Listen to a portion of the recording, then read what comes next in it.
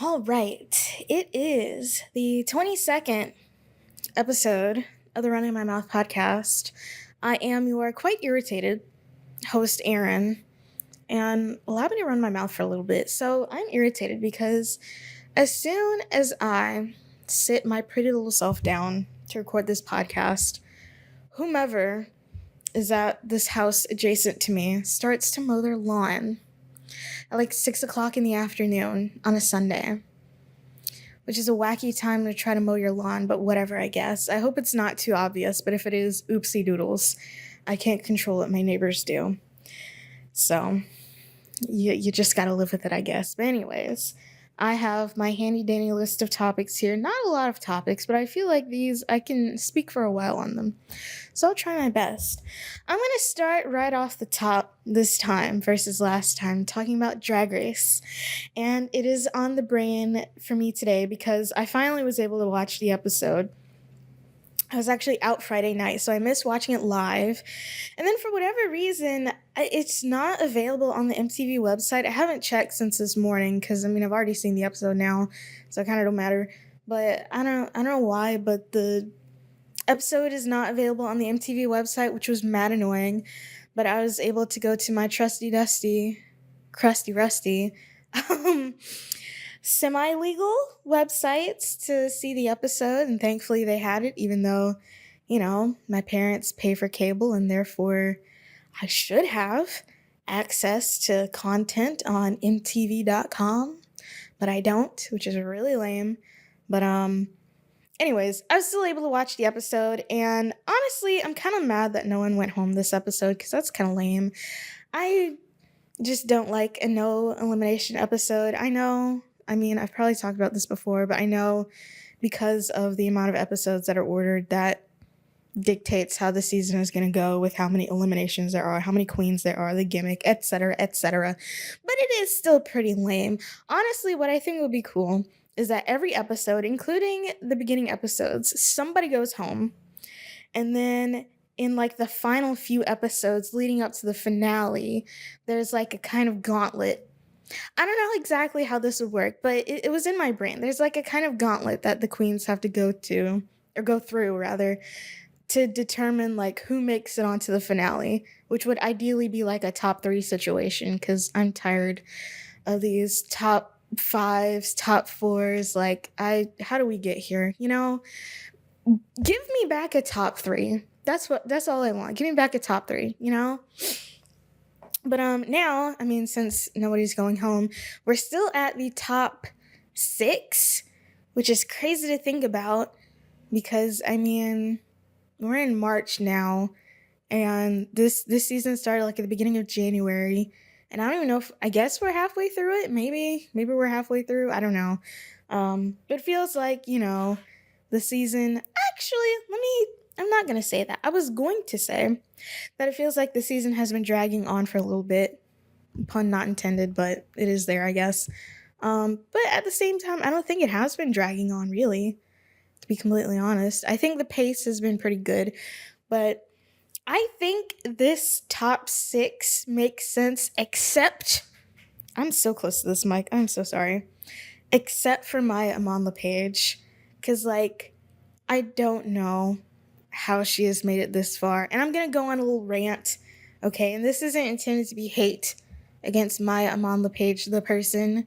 This is more so my displeasure with Maya Amon LePage, the character, and how that has been progressing on this television show, which, although it is, billed as like reality, it is mostly scripted. But, I just don't know how she's gone this far. Like, I could have imagined Plasma being in the top 6, but then she got eliminated by Maya in the last episode, because, admittedly, Plasma, she's not the best lip syncer, but, can't win them all. And she had, 2 challenge wins, and I don't even know if Maya's had, well, maybe she had, 1. Because I think right now, the only ones without challenge wins are Morphine and maybe Dawn. I'm not sure. I know definitely Morphine, though. She hasn't won a single challenge. But I feel like Morphine is so, well-rounded as a queen that she deserves to, go a little bit farther in the competition. Whereas Maya literally isn't. She is good at lip-syncing. She's a flipper. She can do her flips and her little tricks when it comes time to lip sync.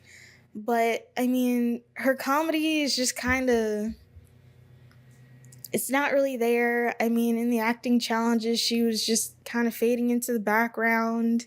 She definitely can't design or sew. Like, we've seen that plenty of times. And the fact that she was able to scoot on by after having Saphira make her entire dress last episode is kind of insane. I'm not gonna lie. It's kind of wild, kind of wacky. Um, and the fact that, neither of them are really penalized for that at all, even though, Maya was in the bottom for that episode. But I mean, that she was going to lip sync her way out of it anyway. So it's like, was that really, a was it penalty? Yeah. Is it really a penalty, So it's like, I'm not sure. And I mean, like, her looks for the most part have been fine, but compared to everyone else, especially everyone else in the top 6, and also I want even Plasma, except for that one design challenge. Okay. I just don't see how she's made it this far. And I don't know. Like, I don't know how that happened. Is she gonna make it to the finale just because she's a good lip syncer? Is she gonna win this season just because she's a good lip syncer and because she can, fight her way to the top? Because, that one skill that she has been the one that's like been saving her. Like, I don't know. It's kind of wild. I'm not gonna lie. Kind of wild to be watching this. And also, this is getting like mad loud outside. This person mowing. Actually, I don't even think they're mowing. I think they're blowing leaves. Which, by the way, to divert from the topic a little bit, leaf blowers are so lame. Because you're just making the leaves somebody else's problem. So what's likely going to happen is that the leaves are going to end up in my yard and everybody else's yard around here. But it's not like you're raking them up and putting them in bags and disposing of them in any way. You're just blowing them elsewhere. So it's like, what's the point? But anyways, back to the topic. I definitely have been enjoying this season so far, maybe even a little bit more than last season. Because last season, I mean, like I said before, we all knew Sasha Colby was going to win. If she didn't, that would have been the gag of the century, but we all saw it coming. Here, though, it really feels like it's anyone's game, except for Maya. I don't think she's going to win, but the fact that she's made it this far, I don't know, I thought she would have been an earlier out, because I feel like, at the very least, Plasma should have gone on to be in the top 6, in the, top 6 ranking, not whatever. Could you imagine? I don't think this is gonna happen, but if they have a finale with a top 6 and then it ends up being a lip sync Lollapalooza and then Maya ends up winning because she can, I guess.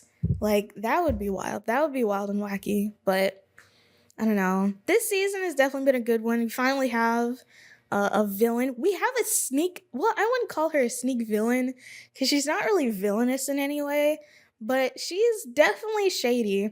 And also kind of the narrator of the season in Dawn, which I like, kind of seeing her scheme and plot. That's fun. I didn't really like, I was going to call her PJ, Plain Jane at first. But and also, anytime anyone calls her PJ, I think of the theme song of the PJs, which was that stop motion animated series that featured, I want to say, Martin Lawrence as like the supervisor of what do you call it? Of like a project or something. That was a fun show. And it's also older than I thought. It aired in like 1999. That show is as old as I am. It's no longer on TV, but it used to run on, I want to say like Adult Swim back in the day, but now, I mean, I don't think it's on TV anywhere. Anyways, Plain Jane. I like seeing her little villainous tendencies. It's nice to have a fun villain, but at the same time, PJ is like a saboteur. Well, she's not really a saboteur. She's not sabotaging anything. She's sabotaging people's minds, and she's kind of messy, but for the most part, she's not like universally disliked by anybody or by like everybody, by the rest of the queens. Because some of them, of course, in this episode, Nymphia got on her good side to get the immunity potion, which, to be completely honest, I don't think Nymphia needed that immunity potion. I think Plain Jane did instead, but none of it ended up mattering because I mean nobody went home, so it's like whatever. But yeah, I've been enjoying how this season is going so far. I'm really excited to see how it goes on. I haven't seen this latest episode of Untucked because, I mean, I don't know if it was on the semi legal website that I was watching it on, but I do know because I tested it out. I wanted to see, like, are all episodes of the season affected? It really is just this last episode. So I would imagine that Untucked is on the MTV website. I just haven't bothered to watch it. But I am excited to see how this one plays out. So yeah, that's Drag Race. Um, I guess after this season, we'll be seeing what the next All Star season is, which I don't really pay attention to the All Star seasons. I don't think I ever have, to be completely honest.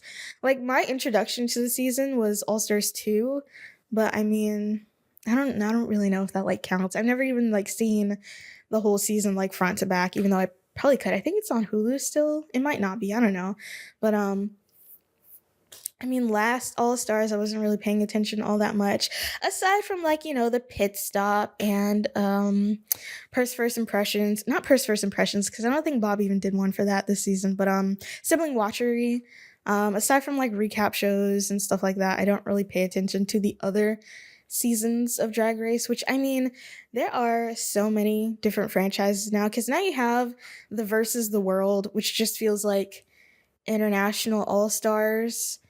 I don't even know like the real gimmick behind that one is because it really does just feel like a regular All Star season, but international. Like, do they have teams since it's like a versus, which I don't think they do. And then you have like the bajillion international seasons, which Canada season one, that was pretty iconic. But also, I think that was one of those pandemic seasons. So, like, you know, everyone just had so much free time. So we were just watching basically everything. I'm trying to think, I don't know. Yeah, I'm not really into the spin-offs, if you want to call them that. So, anywho, moving on. This one, oh my gosh, this next topic that I'm about to talk about, it was a tough one. It was a tough one. Like, I felt something inside of, well, okay, that's a little dramatic. I was going to say I felt something inside of me die when I heard this, but that's not true. That's not true. We're not, no. But, earlier, I guess this past week since it's Sunday and Sunday's a new week. But, this past week, all of us on the internet got the very sad news that Rooster Teeth would be shutting down, and they are meeting hopefully not the exact same fate, but a similar fate to Machinima in that it's Warner Brothers that is shutting them down, which once again, David Zaslav proves to be my biggest op. Like, I'm not even about to say what I'm going to say because someone's going to take that as like a credible threat, even though I am 100% joking, but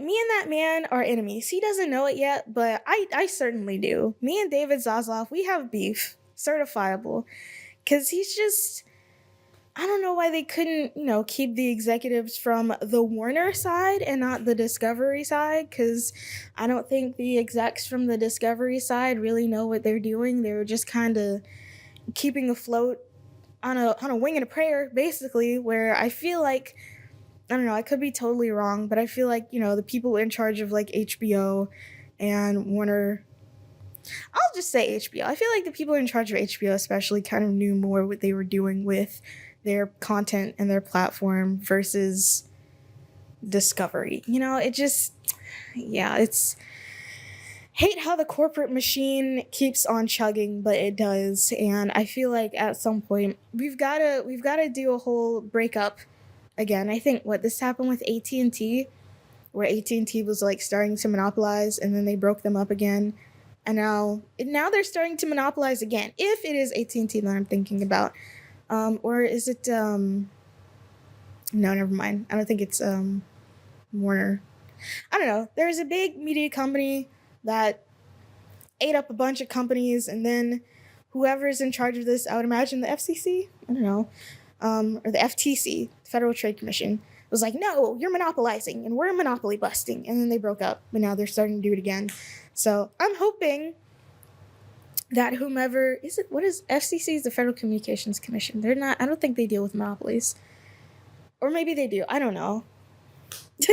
But I'm hoping that, one day these monopolies will be busted again. However, this stuff is very cyclical. And what's going to end up happening is that once the monopolies get busted again, they're just going to reform and probably be worse the third time around. Anyways, this past week we got the sad news that Warner Brothers were shutting down Rooster Teeth. And I personally was never really into like OG not Rooster Teeth, Rooster Teeth, but a lot of the channels and stuff that I watched kind of got absorbed into them, and they were kind of seen as like the better MCN, better than Machinima anyways, because Machinima was just like garbage, from the beginning. It was not a great company to be, a great MCN to be a part of. And I feel like Machinima shutting down, that was especially bad because, to be completely honest, once they were gobbled up by Warner, I mean, the writing was on the wall. We all saw that Machinima was not going to be long for this world, but what nobody expected was that they were going to just nuke everything Machinima, everything, every single they just deleted all the channels and hardly anything could be recovered. I think the only that I know anyways, because I was kind of following them after this happened, the only channels that were able to be recovered were, I believe, Inside Gaming, because I think they're independent now. Like, they're not even a part of Rooster Teeth, as far as I know. Or maybe not. I actually don't know. But I do know that, no, I think they might have been part of Rooster Teeth now I think about it. I can't really remember, because, I mean, after the shutdown of Inside Gaming, I never really paid attention again anyways. But I do know that Inside Gaming was able to be bought from Warner, but I mean, whether or not they became a part of Rooster Teeth is unclear to me. And then some of, but not all of, Machinima ETC's content was able to be archived and like recovered. But I think for the most part, everything else is just gone. And like, that's a lot of people's, like, I mean, I don't want to downplay what they did. That's a lot of people's like hard work.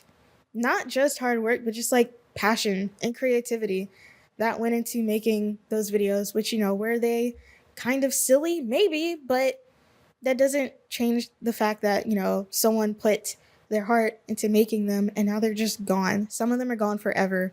Like some of the series that were on there, some of the older ones especially, weren't like backed up or anything like that. And so it's like, that's a part of what I would consider to be not only internet history, but gaming history, and arguably also filmmaking history, with the art of Machinima itself. It's just like lost to time. That's all like lost media. And I feel like there are enough fans, that do care about it, and there are enough fans that care about preserving media that are working to restore some of that stuff. But I think the fact of the matter is that a lot of it really is just gone and it will never come back. And I am hoping and I'm praying that that's not going to happen with Rooster Teeth, which is why, on Twitter, I was like, if you have the ability to go back and archive as much as you can, all of the Rooster Teeth properties, go back and archive them if you have the ability to, because there is a chance that a lot of the Rooster Teeth properties will go the way of Machinima and just get nuked off the internet forever. Because, I mean, Warner has done this, Warner Brothers Discovery, I should say, has done this with, like, movies, whole TV shows are no longer available on streaming. They're not available anywhere except for, like, illegal websites, which, I mean, technically in that case, they are still available, so there's that, but, there's no legitimate place to get them, to be able to watch them or view them or anything like that. And the creators of these movies and television shows are just kind of out of luck because it's out of their hands, because it's their property now. It's Warner Discovery's property now. So it's like they have no recourse to be able to resurrect any of this because legally it's not theirs, which is so whack to me, which is why, I feel like independent cinema is like really important, right? But I'm just hoping, even though I feel like the writing might be on the wall for that too, I'm just hoping that collectively as a fan base, people are able to, kind of save that stuff so that it doesn't just get lost to time. Because again, that's another huge piece of like internet history that is at risk of just like being lost forever. And that's not great. So I'm pretty sad about it, I'm not gonna lie. Again, with Rooster Teeth, it was also kind of like Machinima, like the writing was on the wall. I feel like a lot of people realize that, yeah, it's not long for this world, but to be shut down by the corporate overlords and not, the Rooster Teeth itself is doesn't really feel great, And I feel like for me, Machinima for me was like a big part of like I might call it my teenhood because I feel like child. It's like anything before like 11, and I don't know if I would consider that part of my childhood, but my teenhood, my formative years were really shaped by machinimas, like the art form and the company and the various YouTube channels and the various creators that were under that company. A lot of my teenhood was formed by that. My formative years were formed by that. A lot of creators that I really like the creatures, were all actually I don't know if they were all machinima creators. I feel like for the majority of them were. There might have been one or two that weren't, but and eventually they went on to work under, well, some of them, not all of them, again, went on to work under Rooster Teeth, and now that project is no longer around, but some of them are off doing their own thing, which I've mostly lost track of. Well, not really lost track, that's a weird phrase to say. I've stopped keeping up with the former members of not Rooster Teeth, the former members of the creatures and the later iteration Cow Chop, because that ended when I was like in college, which I feel like, it doesn't feel like that long ago, but at the same time, I started college like, how long ago was 2017? It was a while ago. It was quite some time ago. So it doesn't feel like a long time, but it is a long time at the same time. But anyway, all that to say is that, I'm not alone in this. I feel like a lot of people have had their formative years shaped by this content and these creators and these people, and to all of a sudden see it be no longer a thing, that it feels a certain type of way. Because I think the only YouTubers that I still watch, that I was watching back when I was like 14, are, what was formerly Machinima ETC, what is now Internet Today, because they still put out content very regularly, and thankfully they aren't going to be all that affected by this Rooster Teeth shutdown. I hope. I can only hope, because if Internet Today stops making videos, I'm going to that'll be when I officially become an adult, because that will truly be the last vestige of my childhood that is just like gone, because if you think about it, things that were around when you were a kid and aren't around anymore, as far as like media that I consumed, a lot of that is like just straight up gone or not around anymore. I feel like even for like larger media, because Cartoon Network, when was this? This was not last year, maybe the year before that. Cartoon Network Studios shut down, and I was never really like, I did drawing and art and stuff like that when I was a little bit younger. I don't really anymore. Try as I might to like get back into it, but for whatever reason, I just can't. But I feel like for a lot of young artists and young animators, Cartoon Network Studios was like the place that you wanted to be as, you started your adult career as an animator, and now that's not around anymore. And it's like, I don't know. I feel like I had a point and then I lost it. Basically, a lot of things that were around in my formative years are no longer around. And some of that includes people, and some of that includes, just like concepts, I was, sitting in my home Saturday morning, as I am wont to do, Um, and usually on Saturdays and sometimes on Sundays, but I try not to on Sundays. I try to do as little as possible on Sundays, but on Saturdays is when I like to get my affairs in order, basically. So I try to clean up my apartment as much as I can. If I get paid like I did on Friday, then that's when I'll like pay some of my bills. And it's like I was, sitting at my computer paying like my gas bill or whatever, and I was thinking like, 10 years ago, it would have been about 14. 10 years ago, I was, on a typical Saturday morning in, what is this, March? I was sitting at home back in my purple bedroom playing The Sims and like taking screenshots to, edit those and upload them to my Assembler. And it's like, things are complicated when you get an adult. Like, on the one hand, they're like easier because now I have a lot more like actual control over my life, in that I have a little bit more control over the direction my life is going. My desires for myself are my own and not my parents' desires that are put onto me, even though, there are still, I guess, vestiges of that, but, they're not as strong these days. I have my own money. I have my own freedom of movement. I can go wherever I want because I have a car and I can just drive places whenever. Um, I have, like I said, I have my own money. And I was thinking about it earlier too because there is this post on some subreddit. It was like an off-brand subreddit about this like off-brand like a Minecraft app or something like that. And I was thinking about, back when I was a younger person, let's say 12, 13 years old, and thinking that, I've talked about this in a video on my main channel, talking about a pirate Minecraft service. I forgot the exact title of the video, but if you look back, you'll be able to find it. And, in that time in my life where I was like broke, and I did have a bank account. I got one when I was 12, but I had like $0 in it, so I couldn't just like buy whatever I wanted. And the one thing that I wanted more than anything when I was like 12 or 13 years old was a copy of the game Minecraft. Like, that was my number one desire. That was it. That was all I wanted. And now my desires are multifaceted, more complicated, and more expensive than $26.95. And it's like, gosh, I wish sometimes that I can go back to where the only thing I ever wanted was a copy of Minecraft for less than $30. Like, things really were simpler back then. And things are easier now, I would say, but they are infinitely more complicated. And that honestly just kind of sums up my feelings on the whole Rooster Teeth shutting down situation.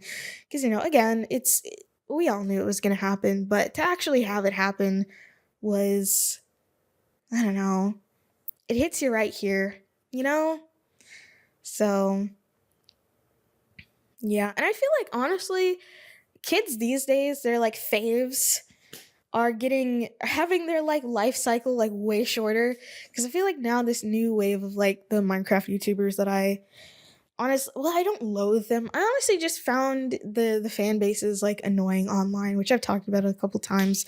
I'm a little bit past it now because like I feel like people have moved on for the most part, but now there's like only maybe a 1 to 2 year cycle of up and coming content creator and sexual assault allegations. Like, there is like no time at all in between all of that. For I feel like people in my generation, it took several years for all of that to come out.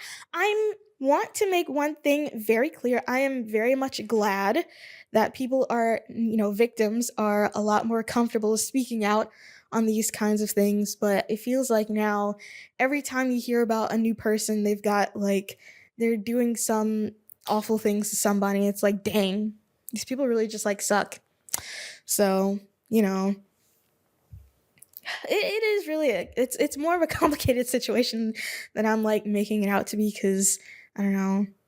But yeah, it really was kind of disappointing, I'm not gonna lie. Kind of disappointing and sad, We're gonna totally pretend that my recorder battery didn't just die, nothing happened, everything's fine. But on a real one, okay, I think they recorded their music. So I have a Tascam, what is this, DR40X. I don't think this was intended for like long recordings because I don't get really that many out of it before the battery dies. And I don't know if if Tascam makes like equipment for, I don't know, I guess podcasting, because I feel like realistically the people who do podcasting on like a professional level, they're like recording directly into like a computer or something and not like a external audio recorder, but I am because I don't know, because I just am. That's it. I wish they had a recorder that was like rechargeable, or at least had rechargeable batteries instead of like three double A's. Like, come on, at least let me recharge the battery. Like, that would be so much better. Now, could I get rechargeable batteries? I could, but I don't. So I guess it's really on me. I could have a rechargeable recorder. I just choose not to because I'm a silly Billy. Anyways, this past weekend, this last Saturday, not this last Saturday, because that would have been yesterday. I'm talking about the Saturday before yesterday's Saturday, which was this. Anyways, last week, I went and saw Dune 2 in theaters, and I want to talk about it. It has been a little while since I've seen it, so I've had a little bit of time to marinate on it. And compared to the first movie, I do think a whole lot more happened. Like, there is a whole lot more actual plot going on. And let me think. So one of the complaints that I had about the David Lynch version of the movie is that it starts out slow and then it just like speeds up for no reason. But I was actually watching an Alt Shift X video, which if you don't know who like Alt Shift X is, back in the day when Game of Thrones was on television, he would make a lot of like in-depth videos about that. And he actually just recently released one about Jon Snow. It was really good. I recommend it. I think it's like 2 hours long, so either 2 times speed or like set aside an afternoon for it. But I had seen his video on Dune, the book versus the movie, and something that I guess Frank Herbert, the author, had said about the book was that it starts, the book itself starts out kind of slow and then it ramps up to like a climax really fast. So I guess that's just the writing, but you can take that and kind of improve upon it in a movie. But yeah, I definitely think the first movie, which really is just like, again, the inciting incident of the book, starts out very slow. There's a lot of details and stuff. And then the second movie that I saw this past weekend definitely has a lot more going on, thankfully. Well, okay, I don't want to say thankfully, but like, I don't know, I like the pacing of it. It didn't feel like, a 2.5 or however long. It was almost, it was like 2.5 hours. It didn't feel like a 2.5 hour long movie. It felt like less than that. Like, the pacing was good. There is, I don't know if there was as much, there definitely wasn't as much world building because I feel like all of that was done like in the first movie. So there didn't really need to be any more world building. I will say this though, kind of comparing and contrasting the two versions, the David Lynch version and the Villeneuve version, I greatly appreciate that Denis Villeneuve like gave Shawnee like an actual character and like actual purpose in this movie instead of making her like, I don't know, friggin' wallpaper. Cause again, like I said, when I was talking about the David Lynch Dune, if you took Shawnee out of the David Lynch Dune, nothing would change. Zero things would change. Everything would be the same. Like, she is just background character basically that adds nothing.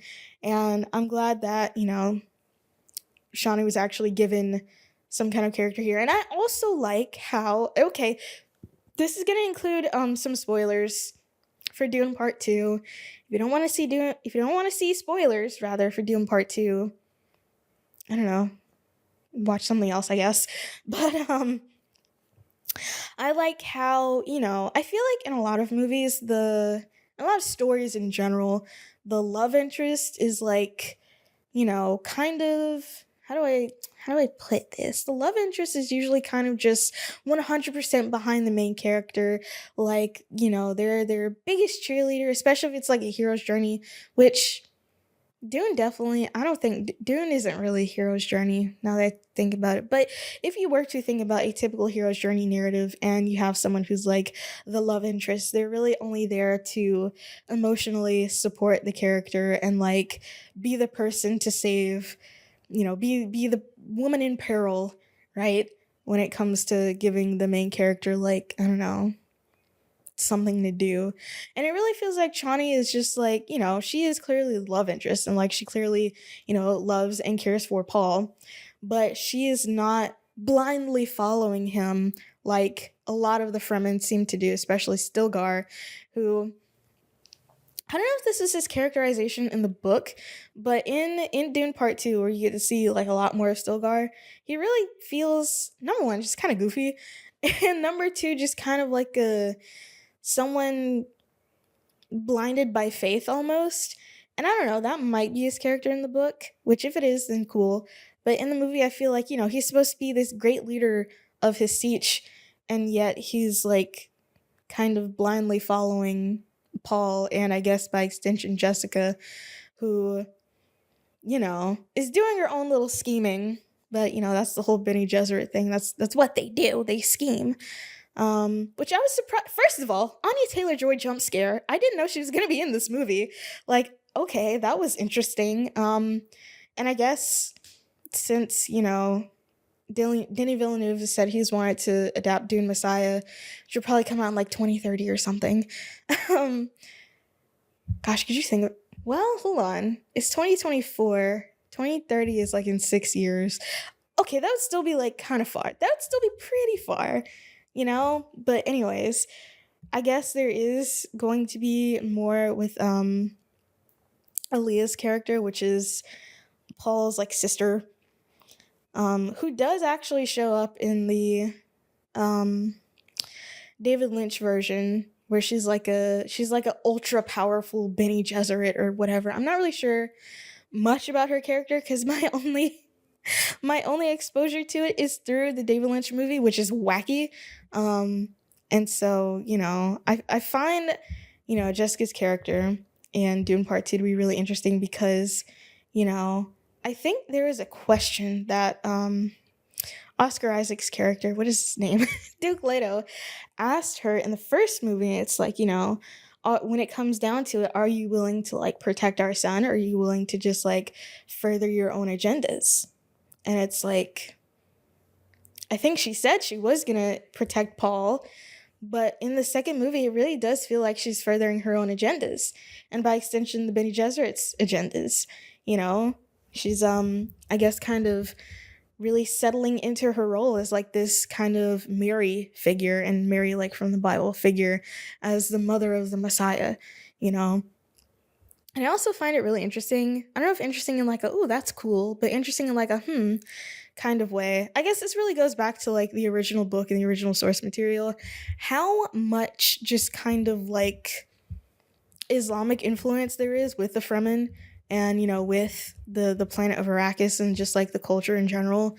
Because a lot of words that are used in, Dune for specific things are just like Arabic words that are like Islamic concepts. So like the Mahdi, that is the, I guess Messiah in Islam. But of course, Islam doesn't have a Messiah.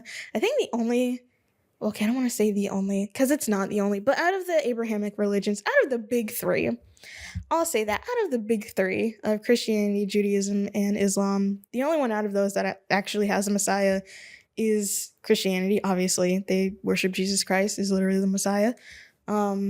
Judaism is still waiting on one. There are Messianic Jews who believe there is a Messiah, but they're still Jewish. That one's a little bit confusing. And there are Messianic Muslims, but that's like a whole different thing. I'm not gonna get too into like different religions and stuff. I do like learning about these things, so I do know a little bit about them, but that's not really related to the subject. So back to the movie. The costume design. The costume design of Dune is just so good. It's like a mix of like sci-fi but fantasy and futuristic but also medieval at times. And it's like it's so cool. Whoever did the costume design for both of the Dunes, both of them, put both of their feet in it. Like, whoa, it's so good. Like, wow. And gosh, I honestly love the environments and stuff from the David Lynch version of Dune because it's just so wacky again and just like so really cool. But the like environment designs and the costume designs and stuff like that for Gady Prime, which is the Harkonnen homeworld, and the fact that like everything is black and white. I guess only when you go outside because I guess of the way that the sun works, because the sun be sunning like that, everything there's like no color, which is weird. That's why everything's black and white. That's what I intimated from the movie. I don't know what the exact reason is, if there even is a reason. There probably is a reason given how much world building is in like all of the entire Dune series, but you know, I really love that section. Let's see what else. So Austin Butler's character, which was Sting's character in the David Lynch version, I feel like, I don't know, really inconsequential, to be completely honest. Well, okay, I won't say it's inconsequential because it's obviously not inconsequential. But oh, how could I forget the final fight and just I don't know the like that was really cool. The final fight in Dune Part 2 where they're like they're back in Arcane and they're like back in the palace where they like kind of started out and they're like fighting cuz you know, I think Paul is like if I win, then I got to marry your daughter and then become the emperor, I guess. I don't know. Like I think that's the idea, but that was so freaking cool. I'm not really one for like action scenes or like action movies, but I really like that. That was great. Oh my gosh. That was amazing. But the only thing that I'm kind of I guess a little bit confused of, maybe you know in whatever this next movie will be, if okay, I don't want to say if. I don't know if it's been greenlit. So I can't even say if it's really going to happen. I mean, I'm not what studio? No, it's Warner Brothers. I don't work at Warner Brothers, so I can't say definitively whether or not the project has been greenlit, but all I know is that there are plans. Um so you would think that it might be introduced a little bit in the next movie, but again, spoilers for I guess all of Dune.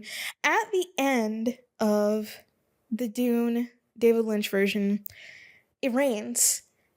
It's not really explained why though. Because again, this is the David Lynch version where like literally nothing is explained. So little is explained. But in that version, I guess there's like some kind of prophecy, right? That, you know, the Mahdi will come and like free the Fremen from the clutches of their oppressors and it will rain on Arrakis for the first time. And it does end up raining. And I was fully expecting at the end of Dune Part 2 that it would start raining on Arrakis and then it didn't. I was like, oh man, that would have been so baller. Oh my god. Anyways, it didn't. So and also the thing with Jamis, the person that Paul kills like at the end of Dune Part 1, to like become a part of Stilgar Siege. In the first movie, I think this is more about the first movie, but in the first movie, when Paul's having like all of his dreams and stuff, and you know, you see Jamis a lot, and he's like teaching Paul all these things about the desert. You think he's gonna be a much more active part of the story, but then Paul ends up killing him. So it's like then he's not. But then something that I realized is that, you know, with Paul's like visions and stuff, is that they're not like definitive, which is honestly something that I like because I think, you know, that mechanic works out really well where, you know, Paul sees the future, but it's not the actual future. It's, you know, just possibilities of the future. Like, you know, the constant visions about Shawnee with the bloody Chris knife and her killing him and Jamis helping him. And all those really don't end up coming to pass for now anyways. But I kind of like that because it does show that Paul does have, some kind of an elevated consciousness, especially because of the fact that he is, I guess the Kwisatz Haderach. Um, and the fact that he is, has all this Bene Gesserit conditioning and everything like that, and I guess some kind of special abilities.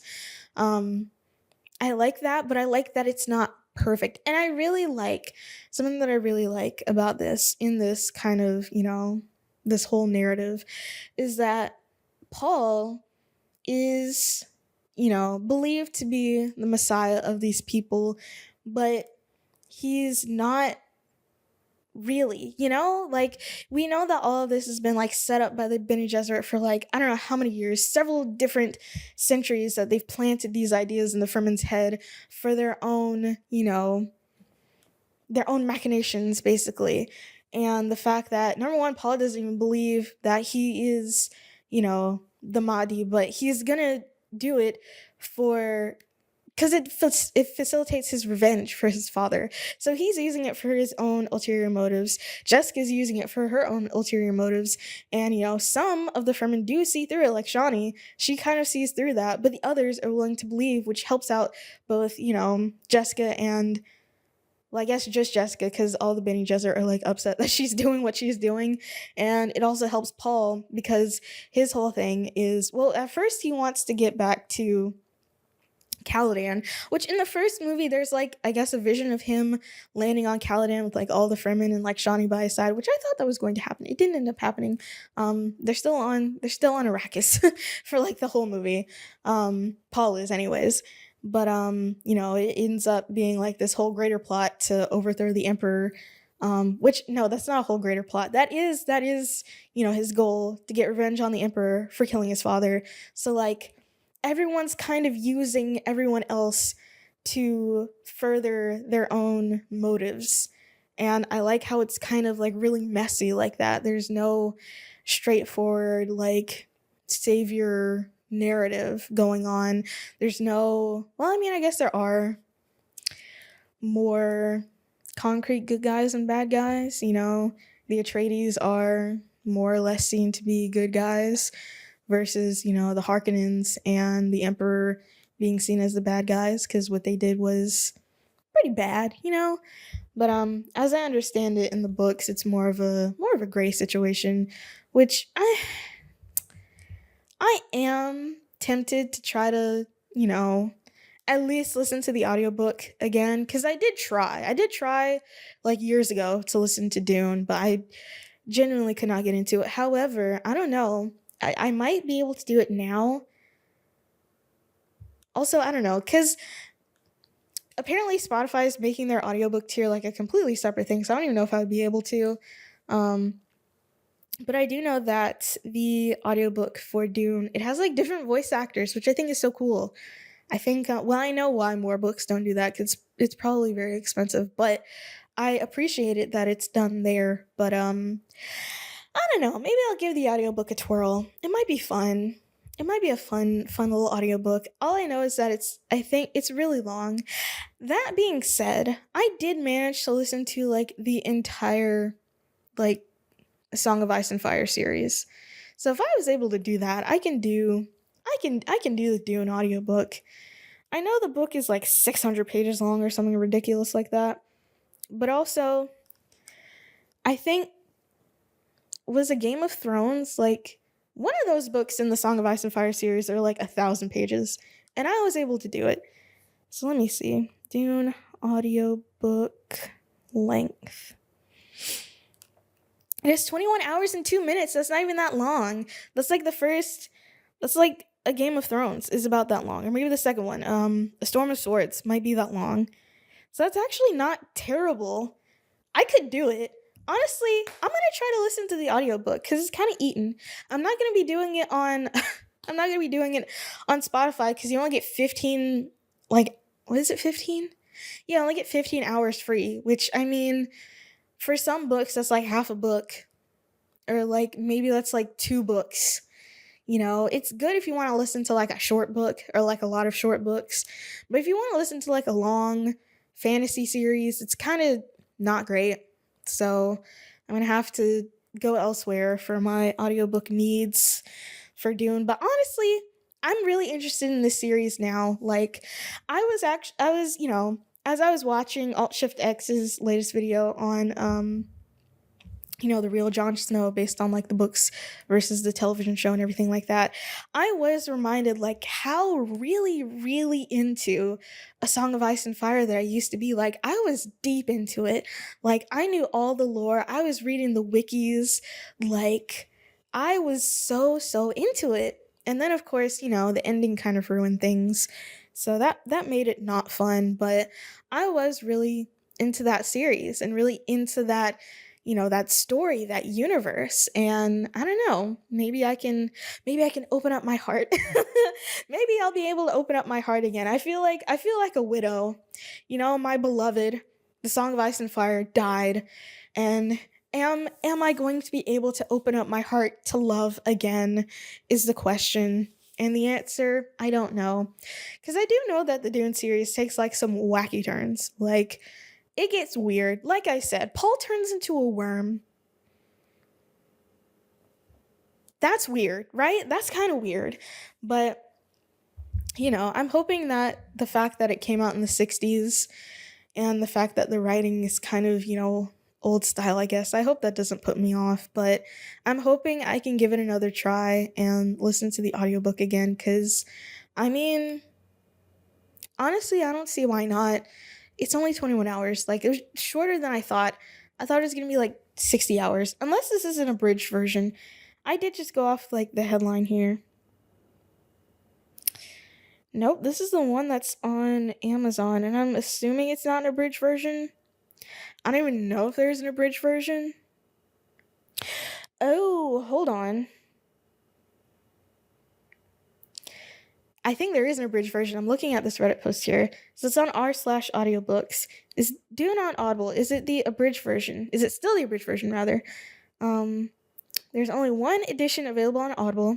It's read by Brick and Vance and an ensemble cast. It says it's 21 hours long, which seems really long compared to the original book.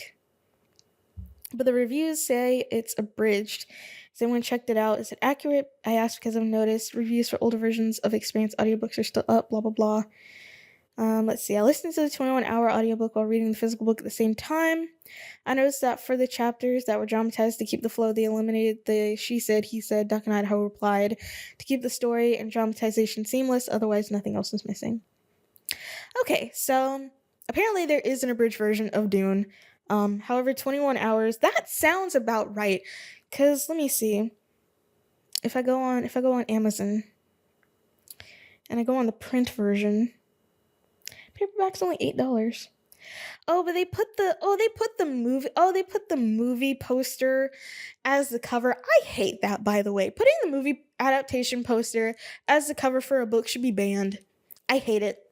If I ever become a published author and I have a movie adaptation, hopefully I'll be the one making that movie adaptation, and hopefully I'll have some say in that I want the original cover on there. But anyways, the length of this paperback version is about 896 pages. I'm wondering if there's like a foreword or something else added to it. But yeah, it's about 800 pages, which is roughly the size of Song of Ice and Fire. And I do remember A Game of Thrones being like 19 hours. And I remember listening to that within like a day. That was crazy. I listened to the entire first book of Game of Thrones in like a day. That was wild. But I was also in high school, so I had like unlimited time. So it was kind of, expected. But I think I will give it a try. I'm definitely not buying the print book because, listen, I have 3 books here sitting on my coffee table. One of them is under 200 pages. The other one, I believe, is a little bit over 200 pages, and the other one is just a little bit over 300 pages. And I haven't finished reading any of them. I have so many unread books. I have 4 unread books, and I'm forbidding myself from buying any more books until I read these.